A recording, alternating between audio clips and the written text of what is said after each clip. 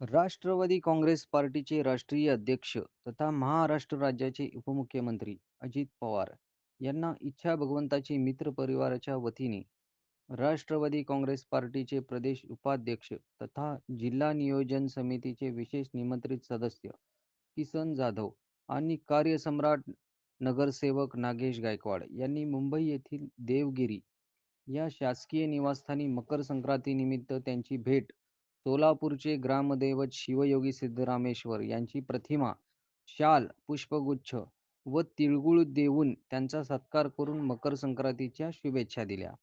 तसेच यावेळी राष्ट्रवादीचे युवा नेते पार्थ पवार यांचा देखील मकर संक्रांतीनिमित्त सत्कार करण्यात आला. त्याप्रसंगी राष्ट्रवादी प्रदेश युवक सरचिटणीस चेतन नागेश गायकवाड, विक्रांत उर्फ गजू शिंदे, दीपक आरगेल, महादेव राठोड, लतीफ तांबोळी आदींची उपस्थिती होती. दरम्यान यावेळी उपमुख्यमंत्री अजित पवार यांनी देखील किसन जाधव, नागेश गायकवाड यांच्यासह सोलापूर शहर जिल्हावासियांना मकर संक्रांतीच्या शुभेच्छा दिल्या. दरम्यान 18 आणि 19 जानेवारी छत्रपती संभाजीनगर येथे राज्यस्तरीय पदाधिकाऱ्यांची मेळाव्याचे आयोजन करण्यात आले. परंतु आता हा मेळावा 18 व 19 जानेवारी रोजी दिवसीय पुष्पक हॉटेल येथे 2 दिवसीय मेळाव्याचे नियोजन करण्यात आले.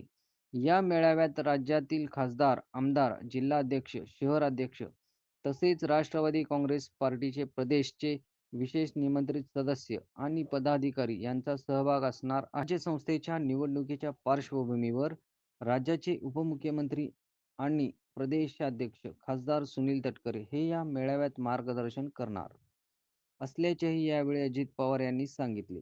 यावेळी सोलापूर शहरातील विविध विकास कामांच्या संदर्भात उपमुख्यमंत्री अजित पवार यांनी किसन जाधव यांच्या समवेत चर्चा केली.